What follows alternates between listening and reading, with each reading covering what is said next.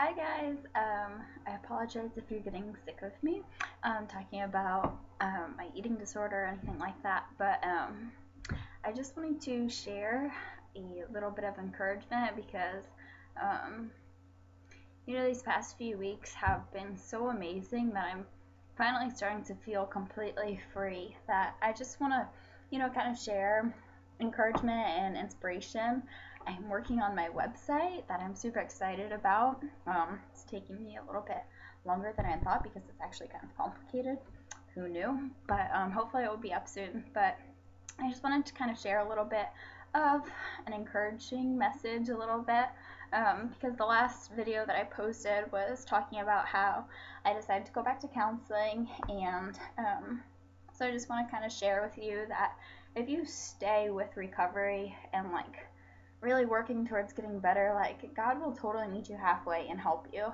What I was thinking is, I fully believe in miracles and I totally believe that God works miracles, but I think a lot of times God requires you to actually work for miracles.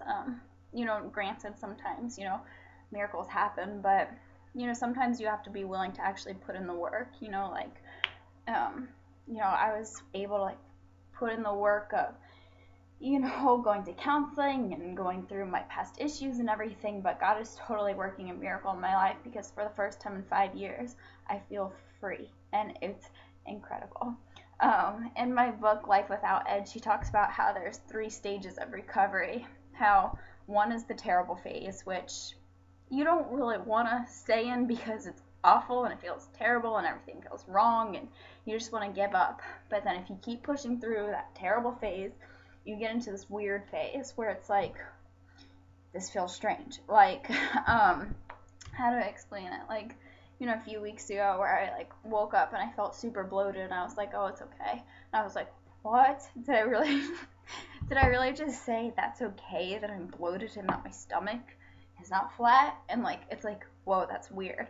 So it's like this weird feeling that feels good, but it's just like that's strange. Um, I've had too much caffeine today, if you can't tell. And then you go into the amazing phase where it's just like, yeah, I'm bloated, but I don't care, and that feels amazing. And I get so excited talking about it because it's amazing. It truly is just amazing. It's an amazing feeling to be free and to feel like, I feel like I got my life back and I feel like a new person, and I have so much energy. Like, I swear, I feel like I'm on caffeine all the time, which I kind of am. But besides that, like, I feel like I have so much energy, and I feel like it's because I don't have this ed pressing down on me.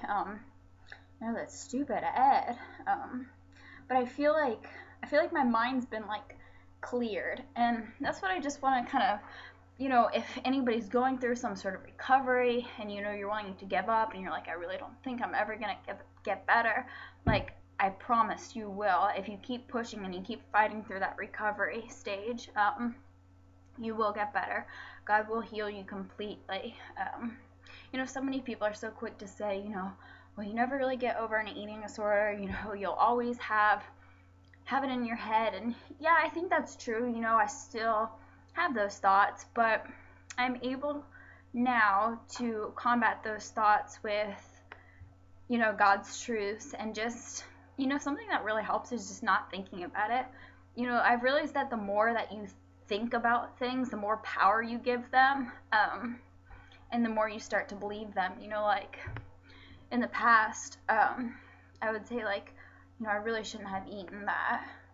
Wow, I can't believe I ate that. Wow, you're so stupid, Alex. Look what you did. Now you're gonna get fat. And I would keep dwelling on it, and just keeps getting, and it would be like this downward spiral where it's like it led to me feeling depressed and angry and upset and just kind of awful. And now I'll still get that thought like, wow, Alex, you shouldn't have eaten that. And then I just kind of say, oh well, but I did. It's over now. So what? And move on. And it really helps a lot. My mom always used to just say that, just don't think about it. And I would always be like, don't think about it. But she was kind of right. It sucks to admit that, but she was. But yeah, not thinking about it really helps. And another thing that really helped me was one night I was laying in bed, and this thought kind of came to me. because I was laying in bed, and it was kind of in one of those weeks where I was starting to feel better, but still kind of struggling a lot. But this thought just came to me, and I thought, if I live my whole life and all I have to show for it is a low number on a scale, or, oh, she had a good body, like, that's a pretty stupid life. Like, what a shallow life. I don't want to leave this earth and that be the only thing I contributed to it. I want to leave this earth saying, wow, she saved so-and-so people, or she made an impact on this person's life, or, that's what's really important in life. And, how selfish of me to focus on myself and my body and this and that. I'm not saying you should go out and get obese, but there's a certain level of selfishness that, it kind of sounds harsh saying that, but, eating disorders, they're kind of tricky because at the root of it, it's kind of hidden selfishness, I think now, like, because it's like you're so self-absorbed and it's all about you and your body, and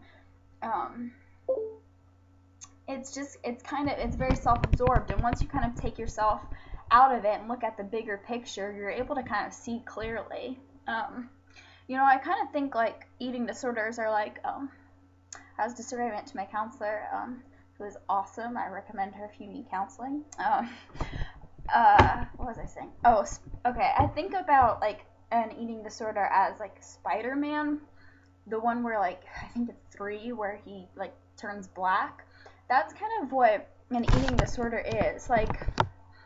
It's this poison that overtakes you, and it's like it's still you, but you have this poison on you, and it's the weirdest thing. Like, it almost feels good but bad. Like, it's like you hate the way that it makes you feel, but you almost feel powerful. Like, you feel it's weird. It's like you feel like this power, kind of like Spider-Man does, but at the same time it's like you don't like who you are, and it's weird. Sorry, that's not a very good explanation, but as that black starts to come off you, you start seeing clear, and you start realizing, my gosh, my thinking was so distorted. Another thing that I try to remember is how much of a liar Ed is, because, I still have those thoughts like, oh man, if I was just, if I just didn't have this, love handle, then I would be happy. And it's just like, okay, because in the past, when you were like a stick figure, you were happy.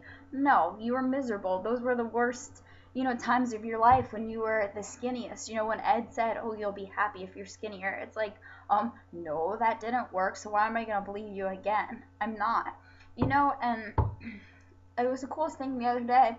I looked in the mirror, and I saw a jiggle on my stomach, and I said, that's okay. And I thought, what? I don't know, it was just kind of a cool feeling, because it's like, it's exhausting to try to live your whole life, no jiggle. It's like, that's exhausting. Bodies aren't meant to be in tip-top shape all the time. Like, it's okay, on Christmas to indulge a little bit. How can you not when there's Cadbury eggs? But, what was I saying? Oh, but then, like, for summer, if you want to work out a little bit more and get your body, like, better for a swimsuit, like, that's okay, and that's normal. You're not meant to keep up this, perfect body year-round. It's just impossible. So it's okay to, have a little bit of jiggle. I mean, what's the harm in that? But, it's an amazing feeling, and I just wanted to kind of encourage you to keep pushing on if you're trying to get over something, and just reassure you of God's faithfulness. There were definitely times in recovery where, I just was like, God, why aren't you helping me? And I got frustrated with God, and he showed me, man, he'll always come through. And that's pretty much just what I wanted to share with you. And, now that Ed isn't, consuming my life, I'm actually able to, invest in friendships. And, my relationship with my family has changed. And I'm able to be excited about my future and, do things that I would have been scared to do before because of, perfectionism. I'm able to love, and I'm able to enjoy life and enjoy food and enjoy chocolate. And you know, it's just, I feel like I've been set free, and it's amazing. I was just like running, and I had my hair blowing in the wind. I was like listening to Christian music, and it's just like this awesome experience. And I was just listening to Darren McLean, and that song "Free" came on, and in it she says,